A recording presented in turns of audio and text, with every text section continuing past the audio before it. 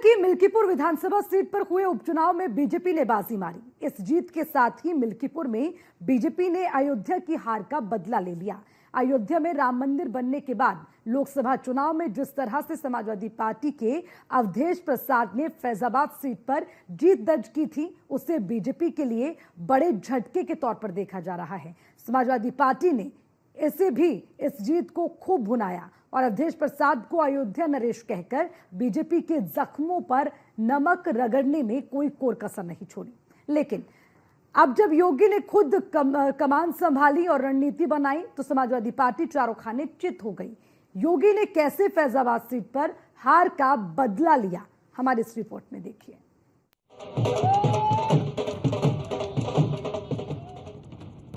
योगी में दम, मिल्कीपुर में बम बम। योगी का जादू चला, पुराना जख्म भरा। मिल्कीपुर में योगी ने कमल खिलाया, सपा की साइकिल का पहिया डगमगाया। मिल्कीपुर में हुए उपचुनाव में योगी आदित्यनाथ का जलवा देखने को मिला। योगी आदित्यनाथ ने ऐसी रणनीति बनाई कि साइकिल की हवा निकल गई। यूपी में भले ही एक सीट पे हुए उपचुनाव में बीजेपी का कमल खिला, लेकिन ये सीट कई मायनों में अहम है। ये सीट बीजेपी के लिए इसलिए भी बहुत अहम है क्योंकि लोकसभा चुनाव में फैजाबाद सीट पे मिली हार का जख्म बहुत गहरा था। पार्टी अयोध्या की सीट पे जीत दर्ज कर लोकसभा चुनाव में मिली हार का कलंक धोने की कोशिश में जुटी थी। लिहाजा बीजेपी ने लोकसभा चुनाव की गलतियों से सबक लेते हुए मुख्यमंत्री योगी आदित्यनाथ को मिल्कीपुर में कमल खिलाने की जिम्मेदारी सौंप दी। मिल्कीपुर में योगी का जलवा। योगी ने मिल्कीपुर सीट की कमान खुद अपने कंधों पर उठाई। मिल्कीपुर में सीएम योगी ने 2 महीने में कई जनसभाएं की। अपनी कैबिनेट के 7 मंत्रियों को भी ग्राउंड जीरो पर उतारा। कई मंत्रियों को जातिगत समीकरण को साधने में लगाया। सीएम योगी ने खुद रणनीति बना के प्लान तैयार किया। योगी की रणनीति के आगे अखिलेश का दांव फेल हो गया। अयोध्या जनपद की मिल्कीपुर विधानसभा का उपचुनाव इस समाजवादी पार्टी के परिवारवाद और झूठ की राजनीति को पूर्ण विराम देते हुए डबल इंजन सरकार की सेवा, सुरक्षा और सुशासन के मॉडल को अंगीकार किया है। जनता जनार्दन ने बहुत स्पष्ट किया है कि भले ही अपने राजनीतिक स्वार्थ के लिए समाजवादी पार्टी कितना भी झूठ का सहारा क्यों न ले ले, कितना बड़ा प्रोपेगेंडा क्यों ना कर ले, लेकिन जनता जनार्दन उन्हें सबक सिखाने के लिए पूरी तत्परता के साथ कार्य कर रही है। अयोध्या का ये परिणाम लगभग 61,000 वोट से भारतीय जनता पार्टी से के चंद्रभान पासवान की विजय इस बात को प्रमाणित करती है कि जनता जनार्दन का विश्वास डबल इंजन की भारतीय जनता पार्टी सरकार और प्रधानमंत्री मोदी जी के नेतृत्व में है। मिल्कीपुर में ऐतिहासिक जीत हुई है। मैं बधाई देता हूं इस विजय के लिए, वहां के विजयी प्रत्याशी को भी, वहां के पार्टी के कार्यकर्ताओं को भी और वहां की जनता के प्रति आभार प्रकट करता हूं। और समाजवादी पार्टी के अंत की शुरुआत मिल्कीपुर विधानसभा। बार बार आरोप लगा रहे हैं, फिर ट्वीट कर दिया, कह रहे हैं पूरा खरीद दिया। जो आरोप वह लगा रहे हैं वो खिसियानी बिल्ली खंबा नोची। उपचुनाव में समाजवादी पार्टी ने लोकसभा चुनाव में मिली जीत पे भरोसा जताते हुए सांसद अवधेश प्रसाद के बेटे अजीत प्रसाद को टिकट दिया, लेकिन बीजेपी ने प्रत्याशी के चयन में काफी सतर्कता बरती। पुराने और अनुभवी नेताओं की दावेदारी को दरकिनार करते हुए पार्टी ने स्थानीय कार्यकर्ताओं और पदाधिकारियों की सिफारिश को तवज्जो दी और पासी समाज के एक युवा चेहरे चंद्रभानु पासवान को मैदान में उतार दिया और बीजेपी ने मुकाबले को पासी बनाम पासी बनाकर समाजवादी पार्टी खेमे में हलचल मचा दी। इसके बाद बेहतर चुनाव प्रबंधन में भी बीजेपी समाजवादी पार्टी से बीसी साबित हुई। मिल्कीपुर के मैं इस जनमत को प्रणाम करता हूं। जिस तरह से देश के यशस्वी प्रधानमंत्री और मुख्यमंत्री योगी आदित्यनाथ जी के रीतियों और नीतियों से प्रभावित होकर मिल्कीपुर की जनता ने जिस तरह से अपार जन समर्थन दिया है, उसके लिए मैं मिल्कीपुर की जनता के चरणों में कोट कोट प्रणाम करता हूं, वंदन अभिनंदन करता हूं। हम लोग सरकार द्वारा जो जन कल्याणकारी योजनाएं चलाई जा रही हैं उसको हम लोग जन जन तक पहुंचाने का काम किए और मोदी और योगी जी की रीतियों नीतियों से प्रभावित होकर मिल्कीपुर की जनता ने जिस तरह से अपार जन समर्थन किया है उसका मैं हृदय से आभार व्यक्त करता हूं, वंदन अभिनंदन करता हूं। मिल्कीपुर सीट पर मुख्यमंत्री योगी आदित्यनाथ ने जितनी भी जनसभाएं की उसमें उन्होंने अपनी पार्टी के विकास की योजनाओं को आगे रखा। कानून व्यवस्था, सड़क, बिजली, पानी और कानून व्यवस्था के मुद्दे को भी उठाया। साथ ही समाजवादी पार्टी के परिवारवाद को भी खूब हवा दी। नतीजा ये रहा कि फर्स्ट टाइम वोटर और युवा मतदाता खुलकर बीजेपी के साथ आए। देखिए, मैं समझती हूँ कि ये बहुत बड़ी जीत है भारतीय जनता पार्टी के लिए। सभी लोगों ने बहुत मेहनत करी है। मुझे भी अवसर मिला पार्टी की तरफ से कि मैं भारतीय जनता पार्टी के समर्थन में जो है वहाँ पर जनसभा करूं, और मैं समझती हूँ कि जिस प्रकार से क्षेत्र की जनता ने समर्थन किया है, और मैं खास तौर से यादवों के बीच में गई थी, मैं निस्तौरा गई थी, नायत नगर गई थी, एक जगह और गई थी मैं, तो इन सभी ब्लॉक्स में जो है हमें बहुत अच्छी जो है रुझान मिले हैं। और देखिए, प्रत्यक्ष रूप से सब कुछ दिखाई दे रहा है। भारतीय जनता पार्टी के जो आदरणीय प्रधानमंत्री मोदी जी के प्रति जो विश्वास है, आदरणीय मुख्यमंत्री उत्तर प्रदेश जी योगी जी के प्रति जो विश्वास है, उसी का नतीजा है। और समस्त लोग जो लगे हुए थे चुनाव में, कार्यकर्ता से लेकर के समस्त नेतागण जो लगे हुए थे इस चुनाव में, उनकी ये जीत है। लोकसभा चुनाव में बीजेपी ने अपने मौजूदा सांसद लल्लू सिंह पर भरोसा जताते हुए मैदान में उतारा था। पार्टी को राम मंदिर और अयोध्या के विकास पे भरोसा जताते हुए लल्लू सिंह को टिकट दिया, लेकिन दाव कामयाब नहीं रहा और पार्टी हिंदुत्व के सबसे बड़े अखाड़े में चारों खाने चित हो गई। ये सिर्फ बीजेपी के लिए झटका नहीं था, बल्कि पूरे देश में बीजेपी की हार की खूब चर्चा हुई। लेकिन इस बार बीजेपी ने ऐसी गलती नहीं की। बीजेपी हाईकमान ने योगी आदित्यनाथ को मिल्कीपुर की कमान दी। योगी आदित्यनाथ ने ऐसा एजेंडा सेट किया जिसके चक्रव्यूह में सपा की साइकिल का पहिया फंस गया। मिल्कीपुर का रण अखिलेश और योगी दोनों के लिए नाक की लड़ाई जैसा था, क्योंकि ये महज एक सीट का चुनाव नहीं था, बल्कि ये 2027 में होने वाले विधानसभा चुनाव का ट्रेलर माना जा रहा था। अब सवाल ये कि क्या 2027 की पिक्चर अभी से साफ हो गई है? Bureau report, news one India.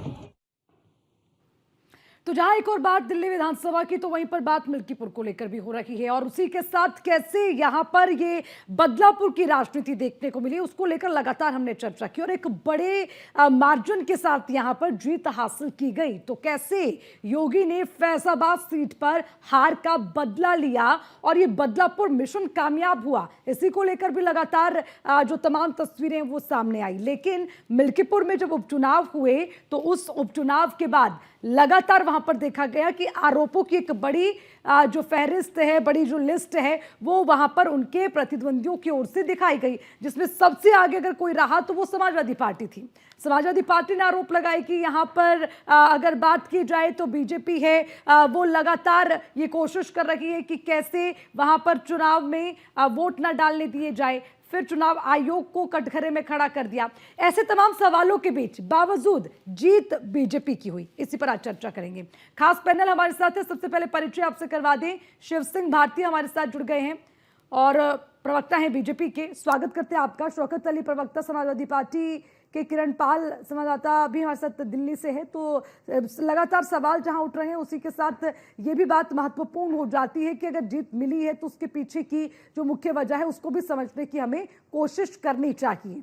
तो सबसे पहले क्योंकि समाजवादी पार्टी ने कई आरोप लगाए हैं तो मैं सीधा उनके पास जाती हूँ। शौकत अली जी, मेरा पहला सवाल आपसे, देखिए आप ही के पार्टी के बड़े नेता अवधेश प्रसाद ये कहते थे कि यहाँ पर बाहर से गुंडे आए, वोटों को लूट लिया, वोटिंग नहीं होने दी, बावजूद उसकी जीत हमारी होगी, और फिर चुनाव आयोग पर भी सवाल उठाए।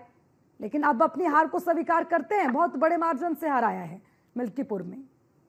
देखिए अर्चना जी, राजनीतिक दौर में तमाम विसंगतियां होती हैं, कोई चुनाव जीतता है, कोई हारता है, और जितना मिल्कीपुर में सत्ता को सिस्टम का दुरुपयोग भारतीय जनता पार्टी की सरकार ने किया है, मुझे लगता है भविष्य में किसी राजनीतिक दल ने ऐसा नहीं किया। मेरे अपने राजनीतिक जीवन काल में मैंने इतनी दुर्दशा कभी नहीं देखी। निर्वाचन आयोग की चुप्पी, पुलिस का अत्याचार, डीएम का अत्याचार, किस तरीके के दुरुपयोग, ये पूरे देश ने देखा है। अगर मेरी बात झूठी हो अर्चना जी, तो मैं भारतीय जनता पार्टी को खुली की बात कहता हूं कि आप जाइएगा मेरे खिलाफ मुकदमा लिखा दीजिएगा। आपने शायद अर्चना जी वो वीडियो ना देखा हो, वो ऑडियो ना सुना हो, किस तरह एक दरोगा गाली दे रहा था और कह रहा था तुम्हारी औकात कैसे हो गई, 150 मोटरसाइकिल भेज दी। क्या जनता द्वारा चुने हुए, वो तो प्रतिनिधि नहीं है, शायद उनकी पत्नी प्रतिनिधि हैं, समाज में एक आम नागरिक को इस तरह पुलिस गाली दे सकती है? और किस तरह पुलिस चेक कर रही थी कि अपना आधार कार्ड दिखाओ, अपना वोटर आईडी कार्ड दिखाओ, तुम लाइन में कैसे खड़े हो, यह अधिकार पुलिस को किसने दिया? पुलिस कभी भी किसी का वोटर आईडी कार्ड नहीं चेक करती। अरे एजेंट का तो कर सकती होगी शौकत अली सुन जी, की लीजिए। वो भी नहीं कर सकती। कोई बाहर से मैं सुन एजेंट लीजिए, अगर आ मैं रहा फिर है, आपको जानकारी नहीं है अर्चना दीदी की, मैं अगर चुनाव लड़ा नहीं है हूं। तो अजीत प्रसाद जी क्या कर रहे थे वहां पर? एजेंट से सुन पूछताछ कर रहे लीजिए। थे। वो अर्चना कौन जी, से एजेंट थे, वो कौन से अधिकारी थे खैर, अजीत देखिए, प्रसाद जी? ठीक, मैं स्वीकार क्योंकि करता आप हूं, वीडियो चुनाव की हार बात चुके हैं, करेंगे इस ना बात तो को मैं आपको जवाब स्वीकार तो करता देना हूं। पड़ेगा। लेकिन शौकत अली अगर जी, इस प्लेटफॉर्म पे भी बात नहीं रखने दी जाएगी तो हम कहेंगे कि नहीं ठीक है, आप बात रखिए, मैं सवाल भी ऐड कर मैंने रही हूं ना, कहा आप उस मैं पर भी 2 जवाब चुनाव दीजिए। लड़ा हूं। उत्तर प्रदेश की पुलिस को यह अधिकार किसने दिया कि हमारा वोटर आईडी कार्ड चेक करे? यह अधिकार है अर्चना जी? मैं चुनाव लड़ा हूं इसलिए पूछ रहा हूं, क्या यह अधिकार दिया जाता है? जरा बताइए कैसे होता है, पोलिंग एजेंट का काम क्या होता है? यहाँ तमाम और विद्वान साथी बैठे, उनसे मैं पूछना चाहता हूँ, जो 4 पार्टियों 5 पार्टियों के पोलिंग एजेंट खड़े होते हैं, उनका काम क्या होता है? और पीठासीन अधिकारी का क्या काम होता है? जानकारी नहीं होगी क्योंकि ये लोग चुनाव नहीं लड़े, मैं चुनाव लड़ा हूं इसलिए बता रहा हूँ।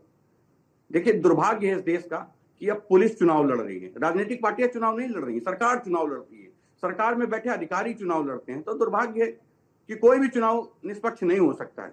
अगर मैं सत्ता में होता और मैं ये करता तो मैं भी उसमें तो उतना ही दोषी होता जितना आज भारतीय जनता पार्टी के लोग दोषी हैं। फिर तो भारतीय लोकसभा जनता का पार्टी अगर चुनाव सच भी में निष्पक्ष जनता के नहीं द्वारा हुआ चुनाव होगा कराना शौकत चाहती है। जी। जी अर्चना जी, आप कुछ कह रहे थे, मैं सुन नहीं पाया। फिर तो लोकसभा का चुनाव भी निष्पक्ष नहीं हुआ होगा ना, उस पे भी आप अरे माननीय राष्ट्रीय अध्यक्ष अखिलेश यादव जी ने सदन में खड़े होकर एक बात कही थी कि हम 80 जीत जाएंगे तभी हम ईवीएम पे भरोसा नहीं करेंगे। कही थी ये बात, बहुत खुले मन से कही थी। तो आप समझिए, अगर हमें भरोसा होता तो हम कहते नहीं, बिल्कुल निष्पक्ष चुनाव हुआ। निष्पक्ष चुनाव भारतीय जनता पार्टी चाहती ही नहीं है। अगर निष्पक्ष चुनाव चाहती तो पूर्व में और भी 2-4 चुनाव गुजरे हैं, उनका भी नतीजा देख लीजिए। ब्लॉक प्रमुख का चुनाव गुजरा वो भी आप देख लीजिए। शौकत अली जी, हर आप स्क्रिप्ट लिख देंगे चुनाव तो का वो मतलब चलेगी नहीं ना। ठीक है, जवाब दीजिए सचिन जी।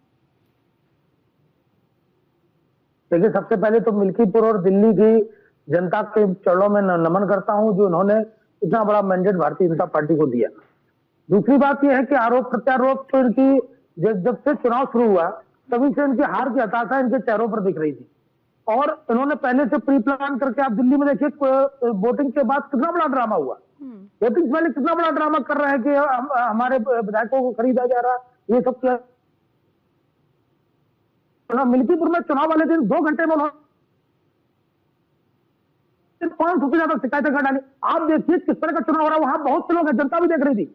और इस तरह से चुनाव नहीं होते जिस तरह से शौकत अली जी कह रहे हैं कि आप चुनाव आयोग को सफेद कपड़ा भेंट कर रहे हैं, ये भी कभी नहीं हुआ। इस देश ने रक्त रंजित चुनाव देखे, खून की नदियां आप ही लोगों ने बहाई है। पोलिंग डंप करना और डब्बों को लूट लेना, ये सब किसने किया? समाजवादी पार्टी ने किया है। तब भी चुनाव आयोग के ऊपर कभी इस तरह से की टीका टिप्पणी नहीं की गई। जनता सब कुछ देखती है, तो जनता को संवैधानिक संस्थाओं पर पूरा का पूरा विश्वास को भारतीय जनता पार्टी के ऊपर भी भारतीय जनता ने जताया, तो आज ये सीटें अर्जित करके आए। आपके नेता लोकसभा में भी जीत जाए, हमें ईवीएम पर भरोसा नहीं होगा। आप 80 तो क्या, आप 8 नहीं जीतेंगे। इस तरह का बिहेवियर आपका अगर रहेगा, आप जनता के बीच में जाइए, जनता की सेवा करिए, निश्चित रूप से जनता स्वीकार। दिल्ली में यही झूठ की राजनीति तो अरविंद केजरीवाल कर रहे थे, पूरे ब्रह्मांड के एकमात्र ईमानदार नेता थे। क्या हुआ? शराब के घोटालों में पकड़े जा रहे हैं। कितनी शर्मनाक बात है। आप अपना चरित्र नहीं देख रहे हैं। आप जनता इतना बड़ा मैंडेट अगर दे रही है, आपको दे रही है, हम स्वीकार कर रहे हैं। अगर हमको दिए तो आप भी उसी तरह से स्वीकार करिए। आप अगर आरोप प्रत्यारोप की बात करेंगे तो निश्चित तौर पर आप चुनाव में करिए। शौकत अली जी, मुझे लगता है यहाँ आपको, भाषा अगर बोल रहे हैं, ठीक है शौकत अली जी, मुझे लगता है यहाँ आपको अपने सहयोगियों से सीखने की जरूरत है। खुद अरविंद केजरीवाल स्वीकार कर रहे हैं अपनी हार, और बीजेपी जीती तो उनको बधाई भी दी और जनता का जो जनादेश रहा है उसको स्वीकार भी किया। लेकिन समाजवादी पार्टी ही क्यों बार बार आरोप लगा देती है? कभी चुनाव आयोग के लिए कफन लेके खड़ी हो जाती है, तो कभी अधिकारियों को जाति के आधार पर आप बांटना शुरू कर देते हैं। भाई, ये तो नया कल्चर आपने शुरू किया है ना, क्योंकि उपचुनाव में भी यही देखने को मिला। अर्चना जी, भारतीय राजनीति में एक नया कल्चर और चालू हुआ है और हम अपनी हार को स्वीकार करते हैं। ये देश में कभी नहीं हुआ जो हम लोगों ने आज देखा है। हाँ। चुनाव के नतीजे आ रहे थे और सचिवालय सील कर दिया गया था। सचिवालय अभी किसके अधीन है? चुनाव के नतीजे ही आए हैं, कोई मुख्यमंत्री तो बन नहीं गया। अभी जो मुख्यमंत्री वर्तमान में है उसी को अधिकार होता है, तो सचिवालय कौन सील करने गया था दिल्ली में? यह हुआ है कभी भारतीय राजनीति में? मुझे लगता है कभी नहीं हुआ है। देश के पूरे उदाहरण देख लीजिएगा, कभी नहीं हुआ है। तो ये भी हम लोगों को देखने को मिला है भारतीय राजनीति में कि सचिवालय पहले सील हो जाते हैं, कब्जा कर लिया जाता है। तो इसी से हम कहते हैं कि निष्पक्ष चुनाव नहीं होते। अगर सच में भारत में निष्पक्ष चुनाव होंगे तो भारतीय जनता पार्टी का झूठ पूरा देश देखेगा। अब रही बात मिल्कीपुर की, मैं इस बात को स्वीकार करता हूं। मैंने कहा ना, राजनीतिक दौर में तमाम विसंगतियां होती हैं। अगर हम पे आरोप लगाए जाएंगे और आरोप हम आप पे नहीं लगाएंगे, तो जरा मुझे बताइए, पूर्व में आप भी कई चुनाव हारे हैं, तो आप भी आरोप लगा रहे थे हम पे। अरे भाई, आरोप लगाना ठीक है, लेकिन उन आरोपों में कोई तो ग्राउंड होने चाहिए ना आपके पास, तब तो वो बात जमती है ना। आप कुछ भी स्क्रिप्ट लिखकर बोल देंगे, वो बढ़िया नहीं लगता, बढ़िया नहीं लगता है। चलिए ठीक है, एक मिनट आपको यहाँ रुकना होगा। मैं वापस आऊंगी आपके पास। किरण पाल हमारे साथ है। किरण पाल जी, देखिए दिल्ली की स्थिति भी बताइए और ये भी बताइए कि देखिए वहां पर, क्योंकि शौकत अली जी ने भी बात दोहराई है कि अभी शपथ ग्रहण हुआ नहीं, उससे पहले आप सचिवालय को बंद करने की, सील करने की बात कर रहे हैं। तो भाई ये तो कभी हुआ नहीं, इस पर भी जवाब दीजिए। और अब क्या है दिल्ली की तस्वीर, उस पर भी जवाब दीजिए। चुनावी दिल्ली के इस सियासी मैदान में आए हैं, इससे भाजपा कार्यकर्ताओं और नेताओं का जोश उत्साह दुगना हुआ और वहीं केजरीवाल की हार से दोगुना हो चुका। कह रहे हैं कि केजरीवाल के अहंकार की हार हुई है और दिल्ली की जनता ने जिस तरीके से हम भी लोगों के बीच में जा रहे थे पिछले 10 सालों से, जो जनता टूटी सड़कें, नाले, सीवर, पानी की समस्याओं से परेशान थी, कहीं ना कहीं इस समस्याओं को चाहते हुए लोगों ने इस बार बदलाव करने की सोची और ये जो बड़ा बदलाव है यही इस बार आम आदमी पार्टी को नकारते हुए नजर आया और भाजपा को इसने अपना पूरा समर्थन दिया। और इन्हीं के कारण ये जो तस्वीर बदलती हुई नजर आ रही है, ये साफ देखी जा सकती है। और बात करें अगर हम दिल्ली सचिवालय की, तो लगातार आम आदमी पार्टी पर कई प्रकार के घोटाले, कई बार आरोप लगे हुए हैं। तो इन्हीं आरोपों को देखते हुए से कहीं किसी तरीके के दस्तावेज, कंप्यूटर हार्डवेयर और जो सूचनाएं हैं या किसी तरीके के जो संबंधित जो फाइलें हैं वो कहीं हटा ना दी जाए, क्योंकि ऐसा होता है जब 10 साल एक बड़ा समय था, कहीं ना कहीं कुछ अफसर उनके अपने हो सकते हैं जो इस तरीके से उनकी मदद कर सकते, क्योंकि भाजपा ये भी चाहेगी कि दिल्ली में वो आ तो गए हैं, साथ ही जो तमाम तरीके के जो आरोप उन्होंने आम आदमी पार्टी पे लगाए हैं उन्हें भी वो कहीं ना कहीं सिद्ध करने की कोशिश करेगी। उन्हें लगता है कि जिस तरीके से जब चुनावी नतीजे आए, रुझानों में दिखाया गया कि भाजपा एक तरफा बहुमत से आ रही है, तो उसको देखने के बाद ही जनरल एडमिनिस्ट्रेशन ब्रांच ने ये नोटिस जारी कर कहा कि किसी भी तरीके से सचिवालय से फाइल, कंप्यूटर हार्डवेयर इस तरीके से बाहर ना आए। और इन्हीं सभी को लेकर ये साफ देखा जा रहा है कि जो दिल्ली के अंदर ये जो तस्वीर बदल रही है, ठीक है शौकत अली जी, तस्वीर जो है साफ हो गई। ठीक है, शुक्रिया। किरण जी आप बने रहिएगा, मैं वापस आऊंगी आपके पास। वो तस्वीर साफ हो गई, लेकिन अब आप ये बताइए, आप तो ये स्वीकार कर रहे हैं, आपकी पार्टी के अध्यक्ष क्यों नहीं स्वीकार कर रहे हैं? वो तो एक्स पर पोस्ट करके इतनी लंबी चिट्ठी लिख रहे हैं कि भाई ये तो लूट घसोट करके आपने मिल्कीपुर सीट जीत ली, 403 सीटें थोड़ी ना जीत पाएंगे। या भाई आप पार्टी के अध्यक्ष हैं ना, तो आप सबसे पहली लाइन तो ये लिखिए कि आप स्वीकार करते हैं जनता का जनादेश। जनता द्वारा जनादेश को स्वीकार किया जाता है, लेकिन लूट बिल्कुल भी स्वीकार नहीं है। और मुझे लगता है कि अगर मैं कहीं भी एक राय भर भी झूठ बोल रहा हूं तो भारतीय जनता पार्टी को ये खुली छूट है, मेरे खिलाफ मुकदमा कर सकती है। तमाम ऐसे वीडियो, तमाम ऐसे ऑडियो, तमाम ऐसे गवाह प्रूफ, तमाम चीजें ऐसी हैं वहां पे। क्या उन लोगों ने नहीं किए? क्या उन्होंने जो अराजकता नहीं की? क्या लूट घसोट नहीं हुई? अगर ये लूट घसोट हुई तो फिर जनता का जनादेश कहां था? ये तो लूट से आपने चुनाव जीत लिया। और हम नहीं कह रहे हैं इस बात को, अगर आपका आईना, अगर आपका कैमरा भी इस बात को बखूबी बता रहा है तो मुझे जानकारी किसने उपलब्ध कराई? आपने कराई। शौकत अली जी, आप तो खुद कह रहे हैं ना, आपने चुनावों को नजदीक से देखा है, अपने दिल पर हाथ रख के आप बताइए, क्या 60,000 का मार्जिन है?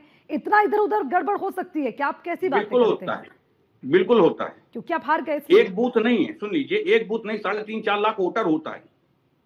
और कितने बूथ होते हैं? 300 से 400 500 तो बूथ आपने होते क्यों हैं। नहीं वहां बहिष्कार किया? तुरंत क्यों नहीं अरे आपने आप कितना शिकायत की? बहिष्कार एफआईआर क्यों करेंगे? नहीं आप आपने दर्ज कितनी आवाज उठाएंगे? हमारी आवाज को आपको आवाज देने का काम आप भी करते हैं। कितनी आपने हमारी आवाज को आवाज दी?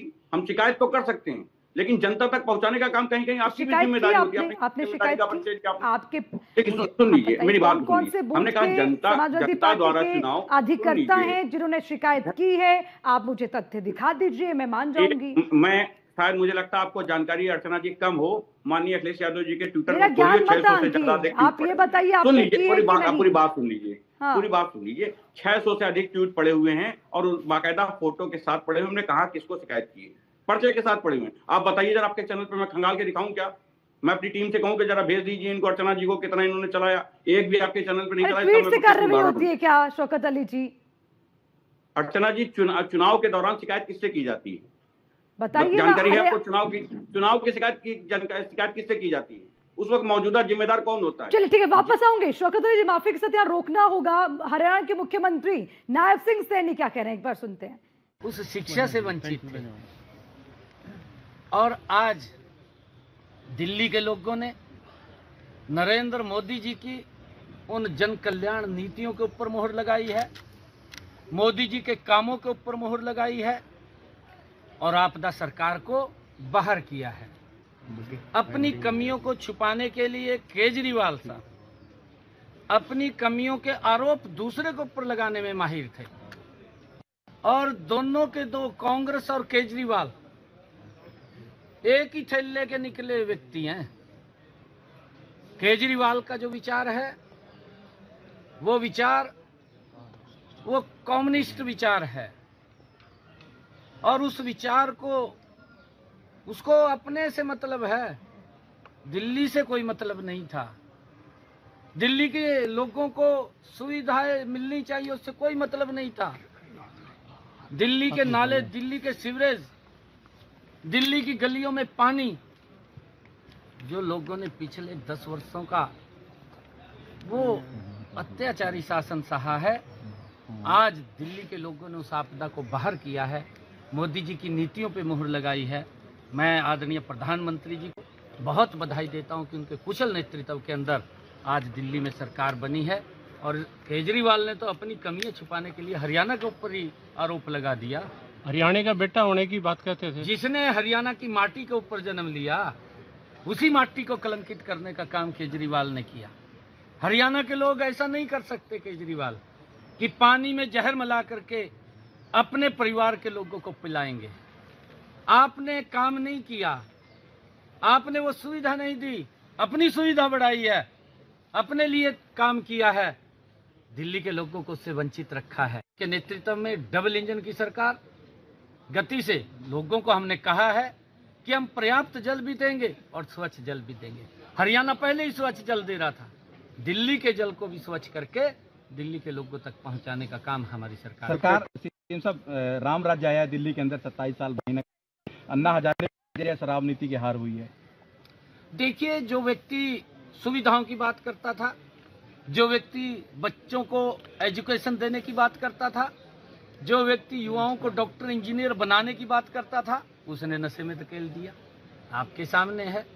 और उसके अंदर भ्रष्टाचार किया, भ्रष्टाचार की सीमाएं, लोगों ने उस ईमानदारी के चेहरे को आज उतार दिया। तो यमुना का पानी भी तो हरियाणा के मुख्यमंत्री नायब सिंह सैनी को आपने सुना, उनकी प्रतिक्रिया सामने आई है। तो आम आदमी पार्टी के ऊपर तमाम प्रहार उन्होंने किए हैं और उसी के साथ, और क्योंकि हमारे साथ खास गेस्ट भी जुड़े हुए हैं, उससे पहले लेकिन कुछ तस्वीरें आपको दिखाते हैं। ये मिठाई बंटने का सिलसिला भी लगातार जारी है एक बड़ी जीत के बाद, और ये तस्वीरें आप देखिए। इसी के साथ अब वापस आते हैं, खास पैनल भी हमारे साथ है, कुछ खास गेस्ट है, उनसे बातचीत करेंगे। मैं वापस आती हूँ शिव सिंह जी अब आपके पास, क्योंकि उन्होंने कई आरोप लगाए हैं, लेकिन मैं ये भी जानना चाहूंगी कि क्या वाकई में बीजेपी सिर्फ जीत के लिए कुछ भी संभव करेगी, कोई भी हथकंडे अपना लेगी? चुनाव आयोग मशीनरी का गलत इस्तेमाल, अधिकारियों का जाति के साथ पर तैनाती करना, हटा देना, ऐसे गंभीर आरोप लग रहे हैं। इस पर कब विराम लगेगा, या तो फिर आप भी उस ट्रक के दायरे में आ जाते हैं? अर्चना जी, इनके कहने भर से आरोप सिद्ध नहीं हो जाते और हम सभी को पता है कि चुनाव आयोग एक स्वतंत्र संस्था है उसके ऊपर किसी का इतना प्रेशर नहीं है कि वो किसी के कहने पे किसी को हरा देगी, जिता देगी। अभी झारखंड में जब चुनाव हुआ तब क्या था, तब भारतीय जनता पार्टी का अंकुश कहाँ चला गया था। उसके बाद लोकसभा का चुनाव था, तो लोकसभा में भी भारतीय जनता पार्टी का अंकुश नहीं रहा चुनाव आयोग पर। चुनाव आयोग का सिर्फ जो मिल्कीपुर में अगर जीते हैं तो उस पर है, चुनाव आयोग दिल्ली में अगर जीते हैं तो चुनाव आयोग संदेह के घेरे में। अरे बहुत से वीडियो इसमें, तमाम वीडियो ऐसा है जिसमें भारतीय जनता पार्टी के कार्यकर्ताओं को समाजवादी पार्टी के नेता डरा धमका रहे हैं। तो उस आधार पर क्या चुनाव की प्रक्रिया को समाप्त कर दिया जाएगा? 500 शिकायतों पर अगर तुरंत कार्रवाई होगी और बिना जांच की कार्रवाई हो जाएगी तो कभी इस देश में चुनाव संपन्न होंगे, कभी इस देश में चुनाव संपन्न नहीं होंगे। तो जहां तक आरोपों की बात, आप आरोप लगाइए, लेकिन आप 20 से पहले बड़ी बड़ी लंबी लाइनें लगी होती, इनके पास ऐसा कौन सा स्कैनर है जो बता देता कि ये सब भारतीय जनता पार्टी का वोटर है, ये समाजवादी पार्टी का वोटर, इसको वोट नहीं डालने दिया जा रहा। जो लंबी लाइनें लगी, लोकसभा में भी यही हुआ। लोकसभा में भी जो लोग वोट डालने गए, कोई नहीं जानकार सुना कि कौन किसको वोट कर रहा है। वोट जब परिणाम निकलते हैं तब पता लगता है कि किस व्यक्ति ने किसको वोट किया है। और जो ये वीडियो में कैद हो जाते हैं बोलते हुए, इस पर कैसे आप इस पर सफाई देंगे? क्या कहा अर्चना जी, मैं सुन नहीं, शिव सिंह जी से ही आपका सवाल था, क्योंकि शौकत अली कहते हैं कि ढेरों ऐसी वीडियो भी आई जिसमें दरोगा धमकाते हुए नजर आए हैं। कोई ये कह रहा है कि भाई हम तो इतने वोट डालकर आ गए, तो ऐसी वीडियो है, इस पर कैसे सफाई देंगे? वो उस पर उसका भी तो हवाला देता है ना विपक्ष। समाजवादी पार्टी के कार्यकर्ता भी, तमाम कार्यकर्ता जो है वो भारतीय जनता पार्टी के नेताओं को डरा धमका रहे हैं। वो भी इस तरह की कार्रवाई करें, इस तरह की भी वीडियो चले हैं। लेकिन उस आधार पर हमने वहां शिकायत भी की गई, लेकिन आप सोचे कि वहां की चुनाव की प्रक्रियाओं को प्रभावित कर दिया जाए इन शिकायतों के आधार पर, तो ये तो संभव नहीं है। वोट कमरे के अंदर डाले जा रहे हैं, वोट सड़क पर नहीं पड़ रहे। सड़क जिस तरह की ये वीडियो आप जाके किसी के साथ बदतमीजी करने लगेंगे और जबरदस्ती करेंगे, तो चुनाव जिस शैली में डाले जाते हैं, वोट जिस शैली में पड़ते हैं, उसी प्रथा से पड़ेंगे। आप सोचे कि आपके अनुसार सारी चीजें चले, तो इस आधार पर तो नहीं चलेंगी। नहीं, लेकिन आप ही की सरकार में आपके किसी भी जनता में मैं कह रहा हूँ, झारखंड में चुनाव हुआ, झारखंड में लोकसभा में परिणाम आए, तो लोकसभा में हमने तो स्वीकार किया, हम सफेद कपड़ा लेकर चुनाव आयोग के पास नहीं चले गए, ये कफन हम आपको उड़ाने आए। इस तरह की घटिया राजनीति समाजवादी पार्टी कर रही है और जनता सब देखती है, जनता चुप रहती है। लेकिन शौकत अली जी,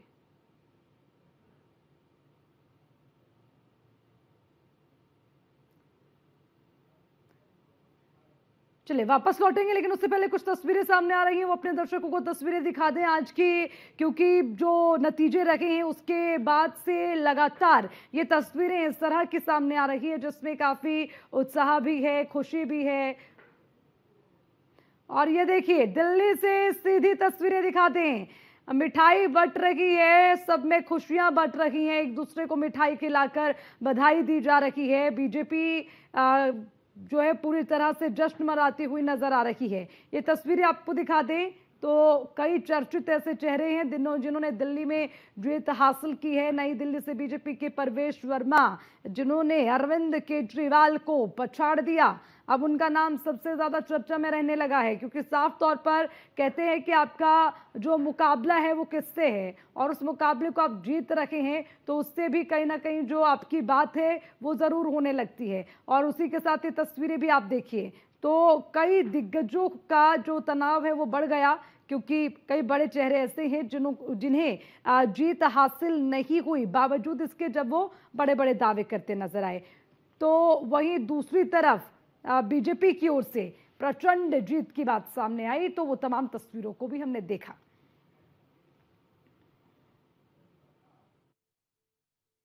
दिल्ली में विधानसभा चुनाव में मिली प्रचंड जीत के बाद चारों तरफ जश्न देखने को मिल रहा है। अब ऐसे में मतगणना केंद्र के पास ही बीजेपी के समर्थक और कार्यकर्ता बड़ी तादाद में पहुंचे हैं और अपनी खुशी को जाहिर कर जमकर जश्न मना रहे हैं। देखिए।